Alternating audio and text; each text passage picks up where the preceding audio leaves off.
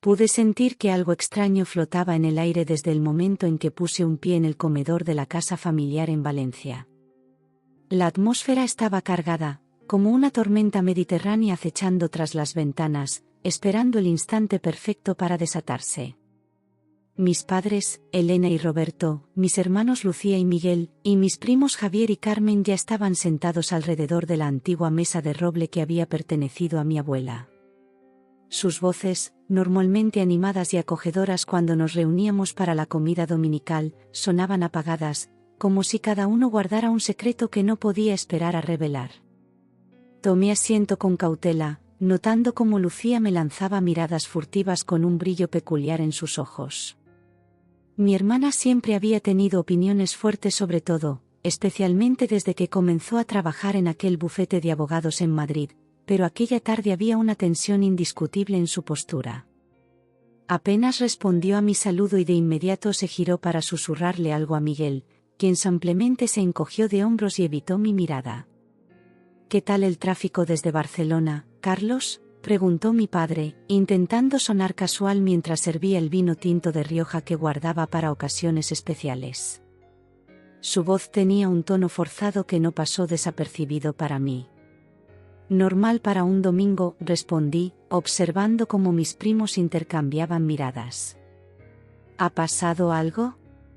Todos parecen diferentes.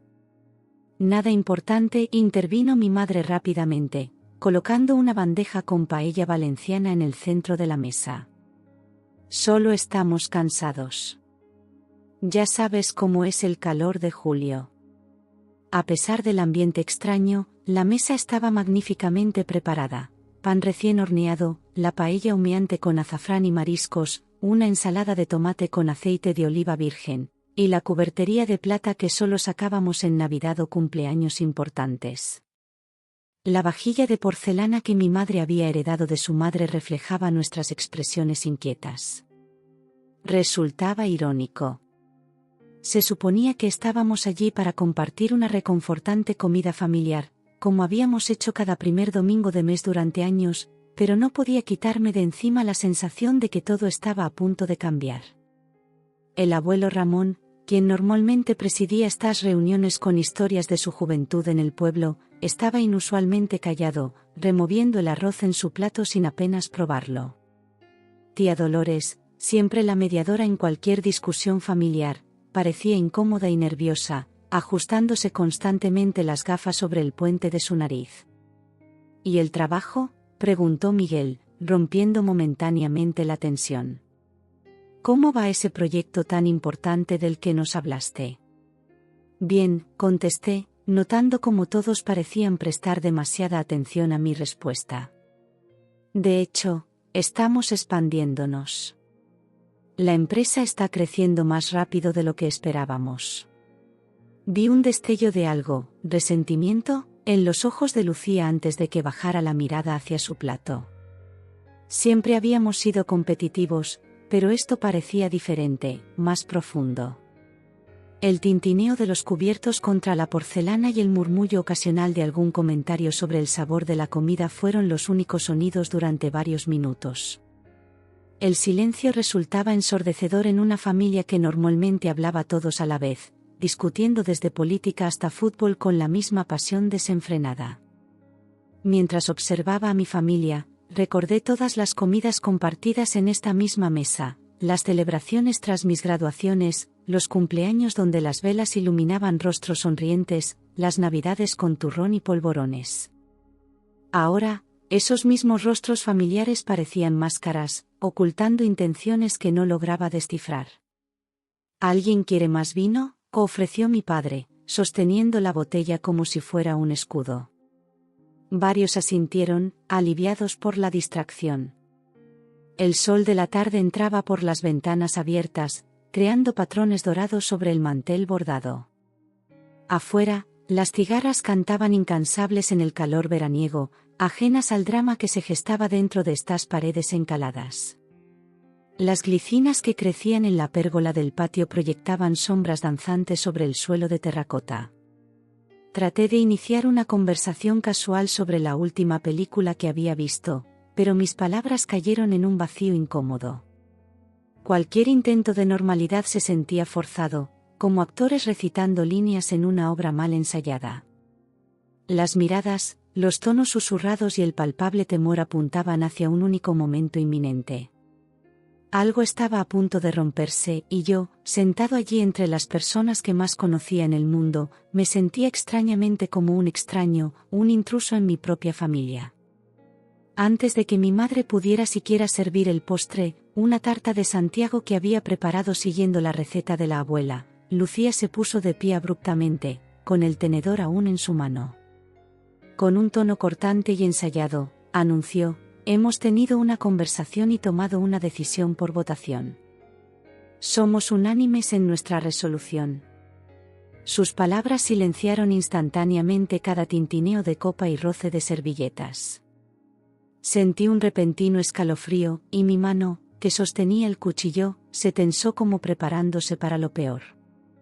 Dejó que el silencio se extendiera por un momento, recorriendo con la mirada el rostro de cada miembro de la familia antes de continuar. La luz del atardecer que entraba por la ventana le daba un aire casi teatral, como si estuviera en el escenario de uno de esos dramas que tanto le gustaba ver en el Teatro Principal de Valencia. «Hemos decidido que ya no formas parte de esta familia», declaró finalmente. Las palabras resonaron en mi mente, cada sílaba más dolorosa que la anterior. No hubo advertencia, ni discusión preliminar. Era simplemente un edicto dictado por las personas más cercanas a mí, personas en las que confiaba. La declaración cayó como una losa sobre mi pecho. Por un instante, pensé que se trataba de una broma pesada, una de esas bromas que Miguel solía hacer cuando éramos niños y corríamos por los naranjales de la abuela en Castellón. Pero la expresión en los rostros a mi alrededor no dejaba lugar a dudas. Esto era real. «¿Qué estás diciendo?», logré articular, mi voz apenas audible. «Lo que has oído, Carlos», intervino Miguel, apoyando a nuestra hermana. «Esto no es una decisión que hayamos tomado a la ligera. Llevamos meses discutiéndolo». ¿Meses? La palabra me golpeó como una bofetada. Mientras yo viajaba entre Barcelona y Madrid por trabajo, mientras llamaba cada semana para saber cómo estaban todos, ellos habían estado planeando esto a mis espaldas. Una risa siguió, fría y burlona. Mis primos sonrieron con suficiencia, y hasta mis padres. Mostraban una fina línea de desaprobación en sus rostros en lugar de la simpatía que había esperado ver. Sentí una punzada de incredulidad tan aguda que casi me dejó sin aliento. Todo lo que pude hacer fue mirarlos fijamente, viendo un cuadro de rostros llenos de desdén. En ese momento, el calor que alguna vez asocié con el hogar se hizo añicos, reemplazado por una nauseabunda ola de traición. «¿Puedo preguntar por qué?», dije, tratando de mantener la compostura mientras sentía que el mundo se desmoronaba a mi alrededor. Tía Dolores agachó la cabeza, evitando mi mirada.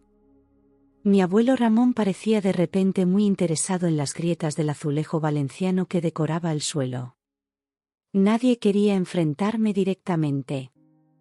«Siempre has sido diferente», explicó finalmente mi padre, sin mirarme a los ojos. «Desde que te mudaste a Barcelona y empezaste con tus ideas modernas. ¿Tus decisiones van en contra de los valores de esta familia, mis ideas modernas?». ¿Se refería a mi apoyo a causas progresistas? ¿A mi relación con María, una mujer divorciada con un hijo? ¿O era simplemente que había elegido un camino diferente al que ellos habían trazado para mí? «Esta casa tiene tradiciones», continuó mi madre, colocando su mano sobre la de mi padre. «Esperábamos que algún día lo entenderías, que volverías al camino correcto. Pero han pasado años y solo te alejas más». Lucía, siempre directa, fue más específica: «Tu estilo de vida, tus opiniones políticas, la gente con la que te asocias, todo eso avergüenza a esta familia. En el barrio hablan, Carlos. La gente nos pregunta por qué permitimos que nuestro hijo viva así». Me quedé atónito. ¿Todo esto era por lo que pudieran pensar los vecinos? Por mantener las apariencias en un barrio donde todos llevaban chismorreando sobre todos desde que tengo memoria. Además, añadió mi primo Javier, quien apenas había hablado hasta ahora, está el tema de la herencia del abuelo. Creemos que es mejor resolver esto ahora, antes de que se complique más. Por fin salía a la luz. La casa en la playa que el abuelo había prometido dejar a sus nietos. Una propiedad que, con el boom turístico de la costa valenciana, ahora valía una pequeña fortuna. El comedor que tantas veces había sido testigo de celebraciones familiares ahora se convertía en un tribunal improvisado donde yo era el acusado sin derecho a defensa. Las fotos familiares en las paredes, vacaciones en Mallorca, la boda de mis padres, mi graduación, parecían ahora observarme con la misma frialdad que los ojos que me rodeaban. Es lo mejor para todos, concluyó mi madre con una finalidad que nunca había escuchado en su voz. Incluido para ti, hijo. Podrás vivir como quieras, sin tener que preocuparte por lo que pensamos. Era como si de repente me hubieran convertido en un extraño, borrando 32 años de recuerdos compartidos. Las navidades decorando el árbol mientras sonaba villancicos, los domingos de paella y sobremesa interminable, las noches de verano en la terraza contando estrellas, todo eso aparentemente no significaba nada frente a sus prejuicios y ambiciones. Si esa es vuestra decisión, dije finalmente, sintiendo como cada palabra arañaba mi garganta, supongo que no hay nada más que hablar. Un silencio incómodo se instaló en la habitación. Afuera, la tarde avanzaba, indiferente a la demolición de mi mundo familiar. Las cigarras seguían cantando, y a lo lejos se escuchaba el campanario de la iglesia del barrio anunciando la hora. Sin embargo, su triunfo duró poco. Tomando un respiro lento y deliberado, empujé mi silla hacia atrás y me levanté para dirigirme a ellos, intentando controlar el temblor en mi voz. Si eso es lo que habéis decidido, dije, mirando a los ojos a cada miembro de la familia, entonces todos deberíais saber algo. Yo soy quien compró esta casa. Legalmente, me pertenece. Instantáneamente, las risas cesaron. El shock se extendió por la mesa como una ráfaga de viento que extinguía las llamas de su arrogancia. Los ojos de mi madre se agrandaron con incredulidad, y mi padre se hundió en su silla como si el suelo hubiera cedido bajo sus pies. Lucía, la orquestadora de toda la escena, parecía momentáneamente sin palabras, con la boca ligeramente entreabierta. ¿De qué estás hablando?, logró articular finalmente, con la voz temblorosa por primera vez en toda la tarde. Exactamente lo que he dicho, respondí, sintiendo una extraña calma apoderarse de mí. Hace 3 años, cuando el banco iba a ejecutar la hipoteca porque papá no podía seguir pagando, yo asumí la deuda. Transferí todo a mi nombre para evitar que perdierais la casa familiar. La escritura, la hipoteca, todas las responsabilidades legales están a mi nombre desde entonces. Podía sentir mi pulso acelerándose, pero a pesar de mi enfado y dolor, también había un destello de oscura satisfacción al verlos tan completamente desconcertados. Durante años, había asumido silenciosamente responsabilidades y gastos, ayudando a la familia a salir de innumerables apuros financieros sin esperar elogios ni reembolsos. Ahora, con una rápida revelación, había volteado las tornas. Y a juzgar por sus expresiones, ninguno lo había visto venir. Carlos, hijo, seguramente podemos hablar de esto. Comenzó mi padre, su tono autoritario de hace unos minutos completamente desvanecido. ¿Ahora sí soy tu hijo?, pregunté, arqueando una ceja. Hace 5 minutos decidisteis por votación que ya no formaba parte de esta familia. ¿Qué ha cambiado? Mi madre se llevó una mano temblorosa al pecho, como si de repente le costara respirar. Tía Dolores, siempre la mediadora, intentó intervenir. Carlos, cariño, todo esto es un malentendido. Tu padre no quería decir, no, Dolores, la interrumpí con firmeza pero sin alzar la voz. No hay malentendido. Habéis sido muy claros. Y ahora yo también lo seré. Me dirigí al aparador de caoba donde mi padre guardaba los documentos importantes. Con movimientos deliberados, saqué la carpeta azul que contenía las escrituras de la propiedad. La coloqué sobre la mesa, abriéndola para que todos pudieran ver mi nombre en los documentos oficiales. Cuando el negocio de papá quebró después de la crisis, yo acababa de conseguir mi primer contrato importante en Barcelona. Recuerdo perfectamente la llamada. Mamá llorando porque el banco había enviado el aviso de desahucio. Me pedisteis ayuda, y yo respondí. No solo pagué las cuotas atrasadas, sino que asumí toda la hipoteca. Mi hermano Miguel pasó la mano por su cabello, claramente incómodo. Él había estado en Londres entonces, construyendo su carrera, enviando apenas lo justo para no parecer completamente despreocupado. ¿Por qué nunca dijiste nada?, preguntó Lucía, su voz ahora desprovista de toda la seguridad anterior. ¿Por qué no lo hice para obtener poder sobre vosotros?, respondí honestamente. Lo hice porque erais mi familia y esta casa significa algo para todos nosotros. No quería que os sintierais en deuda conmigo. Quería que siguiera siendo nuestro hogar familiar, con todos sus recuerdos.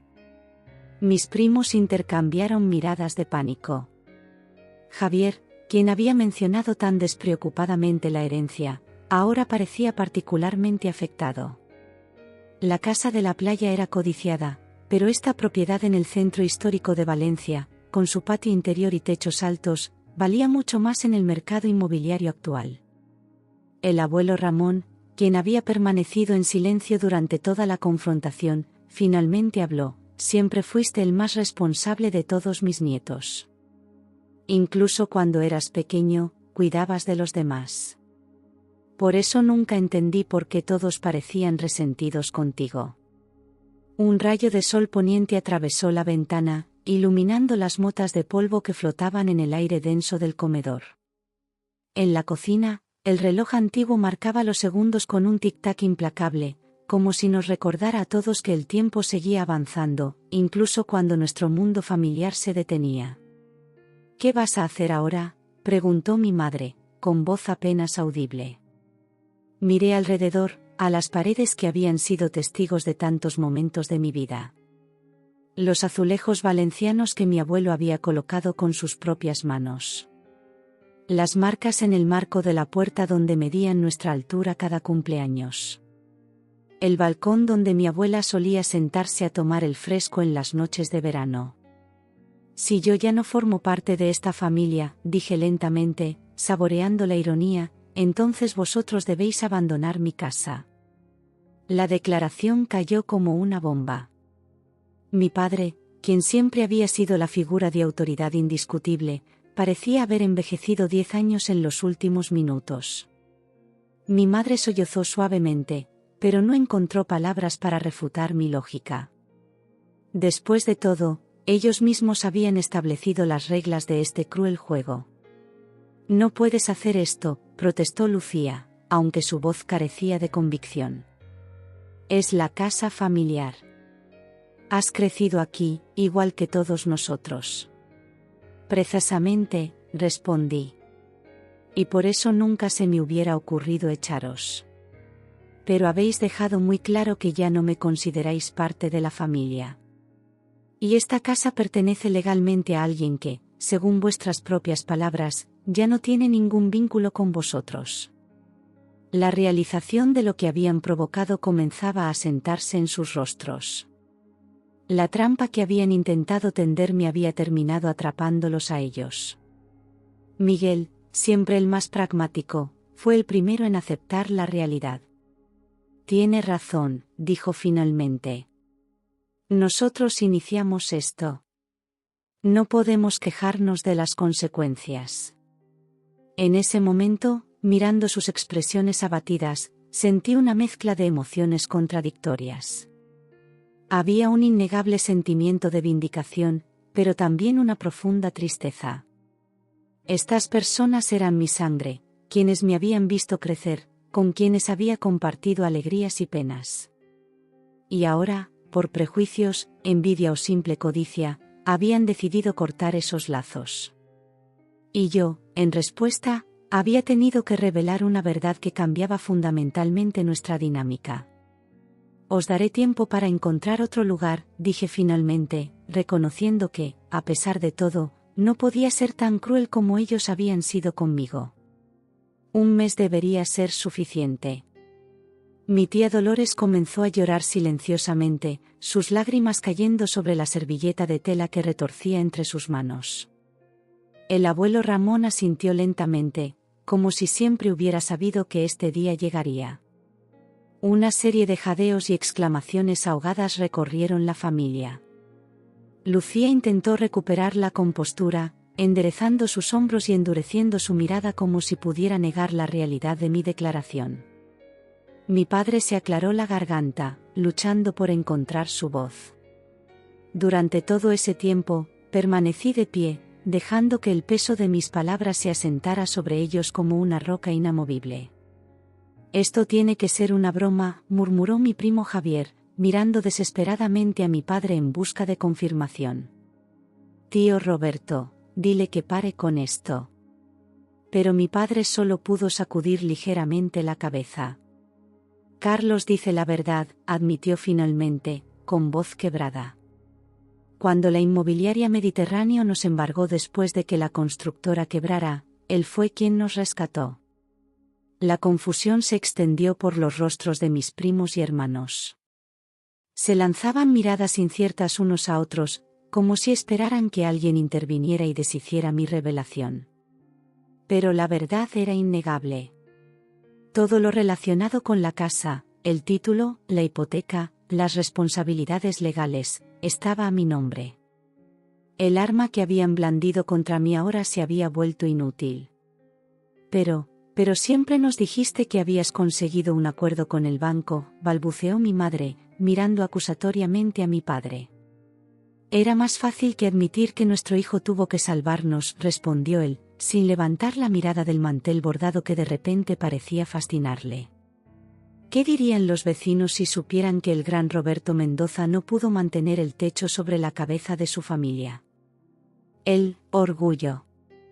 Siempre había sido el talón de Aquiles de mi padre. Incluso ahora, enfrentado a las consecuencias de su deshonestidad, una parte de él seguía preocupada por las apariencias. Miguel se levantó bruscamente, casi tirando su silla. ¿Lo sabías?, le preguntó a Lucía, con los ojos encendidos. ¿Sabías esto cuando propusiste expulsarlo de la familia? Lucía palideció visiblemente. Claro que no.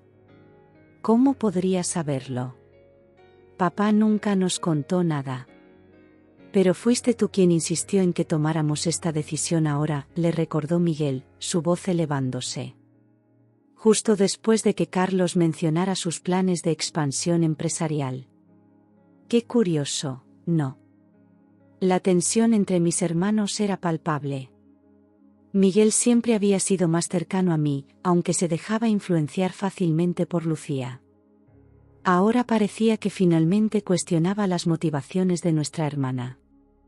Lo hice por el bien de la familia, se defendió Lucía, aunque ya no sonaba tan segura como antes. Las decisiones de Carlos, su estilo de vida, no son compatibles con nuestros valores. ¿Nuestros valores?, replicó Miguel con amargura. ¿Te refieres a la envidia, la mezquindad y la ingratitud? Porque parece que esos son los valores que estamos demostrando hoy. Había algo profundamente inquietante en presenciar cómo su sorpresa se transformaba en miedo. Una parte de mí quería regodearme en esa satisfacción, mantenerme firme y celebrar este giro de los acontecimientos. Pero una sensación más pesada y dolorosa superaba cualquier sentido de victoria. Estos eran miembros de mi familia, personas a las que había amado. Ahora, estaban reducidos a poco más que extraños que habían conspirado contra mí, solo para encontrarse en el lado perdedor de un juego cruel. El abuelo Ramón, quien había permanecido mayormente en silencio, se levantó lentamente con la ayuda de su bastón. A sus 82 años, seguía teniendo una presencia imponente cuando quería. En 60 años de matrimonio con vuestra abuela, nunca vi una traición como esta, dijo, su voz temblorosa pero llena de decepción. Ella se revolvería en su tumba si viera en qué se ha convertido esta familia. Sus palabras cayeron como un jarro de agua fría sobre todos nosotros. La abuela Carmen había sido el pilar moral de la familia hasta su fallecimiento 3 años atrás. Invocar su memoria en un momento así añadía una capa adicional de vergüenza a la situación. Abuelo, nosotros no sabíamos. Comenzó mi prima Carmen, pero él la interrumpió con un gesto de la mano. No hace falta saber que alguien es el dueño legal de una casa para tratarlo con decencia, sentenció. Ese chico, dijo señalándome, aunque yo ya tenía 32 años, ha estado enviando dinero para mis medicinas desde que empezó a trabajar. ¿Alguno de vosotros lo sabía? No, porque él nunca lo mencionó. Igual que nunca mencionó que salvó esta casa. Un silencio atónito siguió a sus palabras. Incluso yo me sorprendí de que el abuelo supiera lo de las medicinas. Había sido un acuerdo entre la farmacéutica del barrio y yo, para que él nunca se enterara que sus medicamentos para el corazón costaban más de lo que su pensión podía cubrir. Carlos siempre fue así, continuó el abuelo, caminando lentamente hacia mí.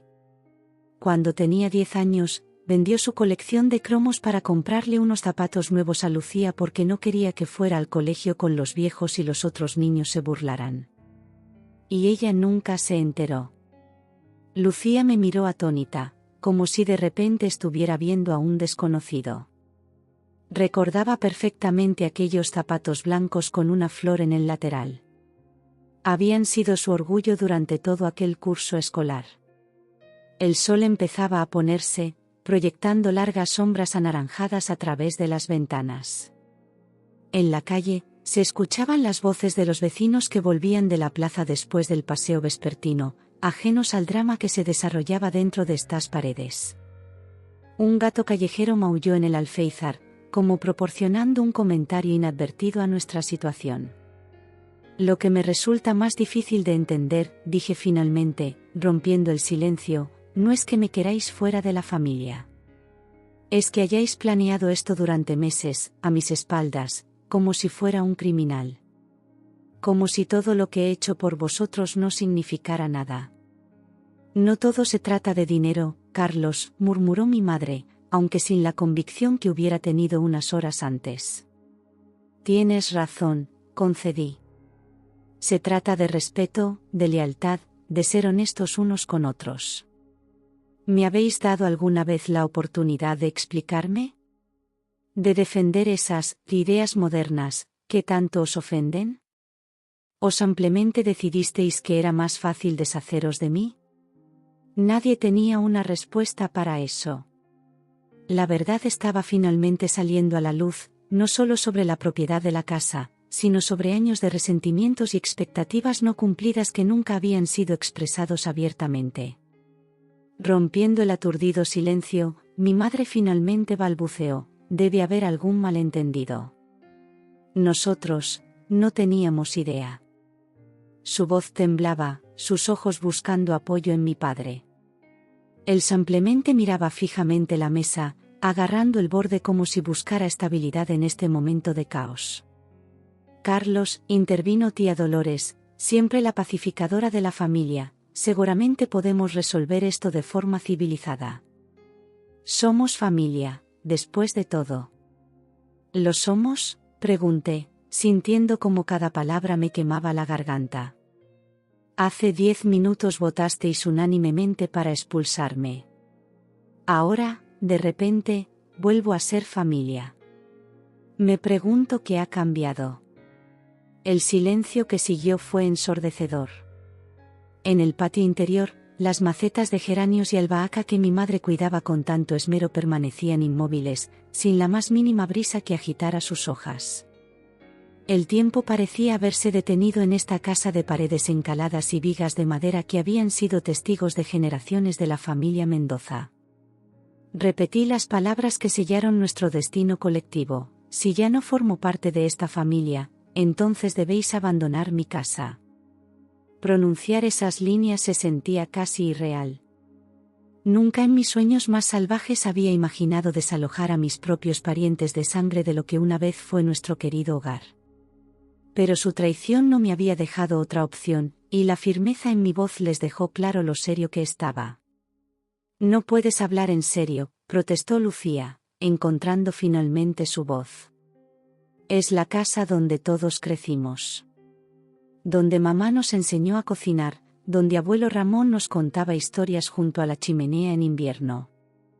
Lo recuerdo perfectamente, respondí. También recuerdo las noches que pasé en vela hace 3 años, haciendo cálculos para ver cómo podía asumir una hipoteca de este tamaño con mi salario de entonces. Recuerdo haber llamado a 20 bancos diferentes hasta encontrar uno que aceptara la transferencia de la deuda. Todo para que esta casa, con todos esos recuerdos que mencionas, siguiera siendo el hogar de todos. Mi hermana intentó musitar otra objeción, pero murió en su garganta. El resto de la familia parecía dividida entre la indignación y la vergüenza, su anterior confianza reemplazada por una tambaleante incertidumbre. Les dejé sentarse con ese silencio, cada segundo separándonos más de las relaciones que solíamos apreciar. Mi padre se levantó lentamente, como si el peso de sus 65 años hubiera caído de golpe sobre sus hombros. Hijo, sé que estás dolido, y tienes todo el derecho a estarlo. Pero por favor, no tomes decisiones precipitadas de las que puedas arrepentirte. Como la decisión que acabáis de tomar vosotros, repliqué, sintiendo una punzada de culpa al ver el dolor en sus ojos, pero demasiado herido para ceder. Habéis tenido meses para reconsiderar vuestra decisión unánime. No me pidáis que yo lo haga en minutos. Mi madre comenzó a sollozar abiertamente, sus lágrimas cayendo sobre la porcelana fina que solo usábamos en ocasiones especiales. ¿Era esta una ocasión especial? La destrucción de una familia ciertamente parecía un evento singular.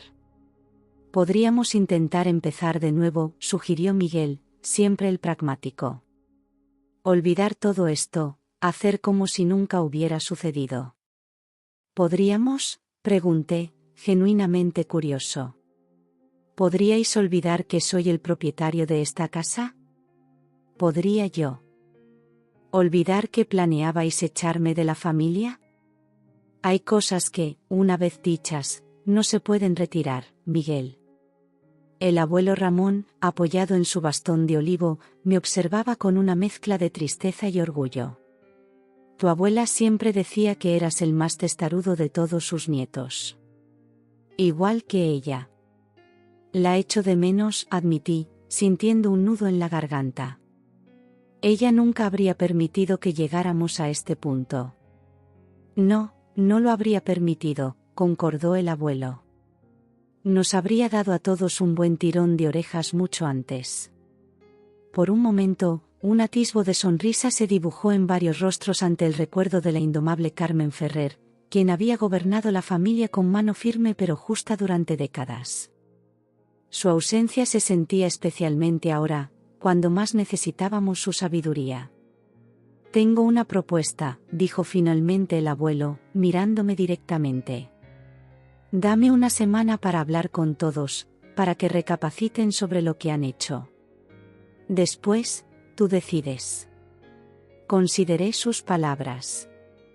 A pesar de todo el dolor y la traición, una parte de mí se resistía a la idea de romper completamente con mi familia. Eran las personas que me habían visto crecer, que habían celebrado mis éxitos y consolado mis fracasos, hasta que la envidia y los prejuicios comenzaron a envenenar nuestros vínculos. Una semana, concedí finalmente. Pero no viviré bajo el mismo techo que personas que han votado para expulsarme de la familia. Me quedaré en un hotel. Puedes quedarte conmigo, ofreció el abuelo, sorprendiéndonos a todos. Mi piso es pequeño, pero hay espacio suficiente. Además, mi artrosis está peor últimamente y me vendría bien algo de compañía. La oferta del abuelo era su forma de mostrar mi apoyo, de demostrar a todos de qué lado estaba en este conflicto familiar. A sus 82 años, seguía siendo un hombre de principios. Gracias, abuelo, acepté, sabiendo que sería incómodo en su pequeño apartamento en el barrio del Carmen, pero prefiriéndolo 1000 veces a la alternativa. Un pesado silencio cayó sobre la habitación, denso con tensiones no resueltas y súplicas no expresadas. Lucía intentó formular otro argumento, pero murió en su garganta. El resto de la familia parecía dividida entre la indignación y la vergüenza, su anterior confianza reemplazada por una tambaleante incertidumbre. Recogeré algunas cosas, dije, dirigiéndome hacia las escaleras que conducían a lo que una vez fue mi habitación, ahora convertida en una especie de estudio para mi padre. Carlos, me llamó mi madre cuando ya estaba en el primer escalón. Hijo, por favor. No terminó la frase, pero no hacía falta. Sus ojos suplicantes decían todo lo que sus palabras no podían expresar.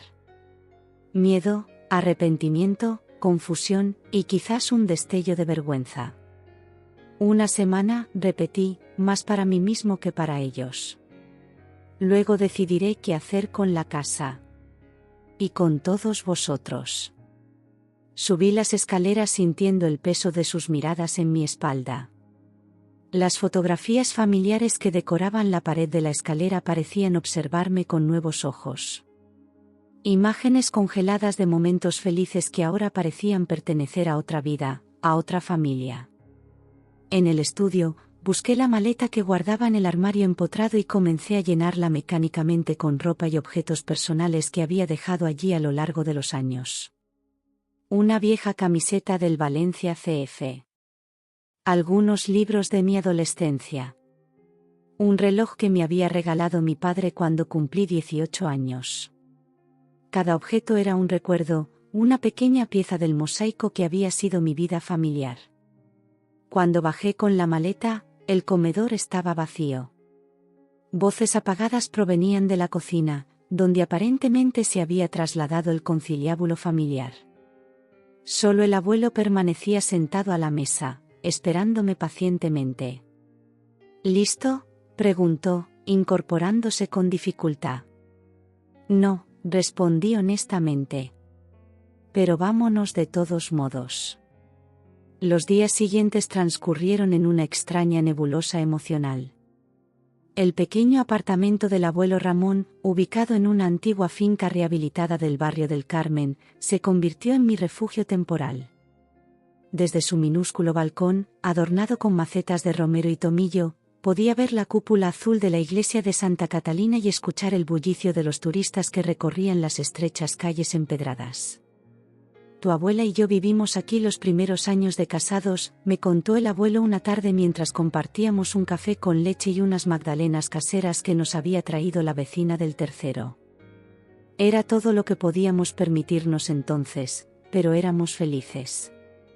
Había una sabiduría tranquila en su forma de afrontar la vida que siempre había admirado.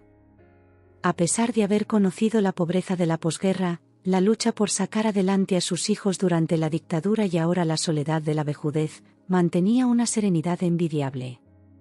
¿Has hablado con alguno de ellos?, me preguntó, mientras se ajustaba las gafas para leer el periódico. Miguel llamó ayer, admití. Dice que Lucía está arrepentida, pero demasiado orgullosa para llamar ella misma.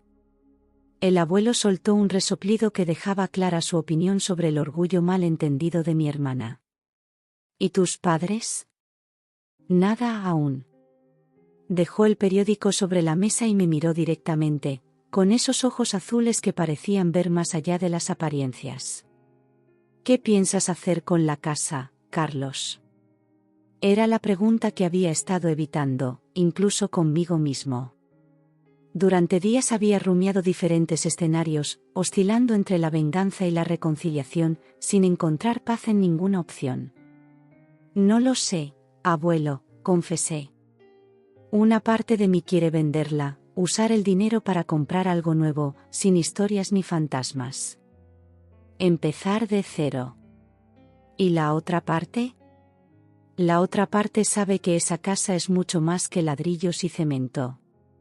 Es donde aprendí a caminar, donde celebramos tantas Navidades, donde despedimos a la abuela. Venderla sería como borrar una parte de mi historia. El abuelo asintió, comprensivo. Cuando tu abuela enfermó, dijo tras un momento de silencio, me enfadé mucho con Dios, con los médicos, con todo el mundo. Quería romper cosas, gritar, hacer daño a alguien para que sintieran aunque fuera una fracción de mi dolor.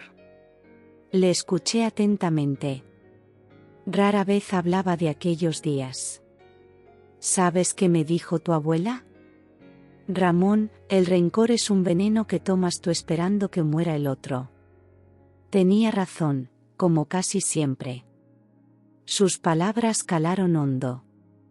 El dolor de la traición seguía fresco, pero entendía perfectamente lo que quería decirme. El resentimiento solo me consumiría desde dentro, sin afectar realmente a quienes me habían herido. El timbre del apartamento sonó, interrumpiendo nuestras reflexiones. El abuelo se levantó con dificultad, apoyándose en su bastón, pero lo habíamos olvidado que eran importantes. Tengo hambre, anunció el abuelo, colgando su chaqueta. ¿Hay sitio para un viejo en esa mesa? Siempre, abuelo, respondí, acercándole una silla. Siempre hay sitio para la familia.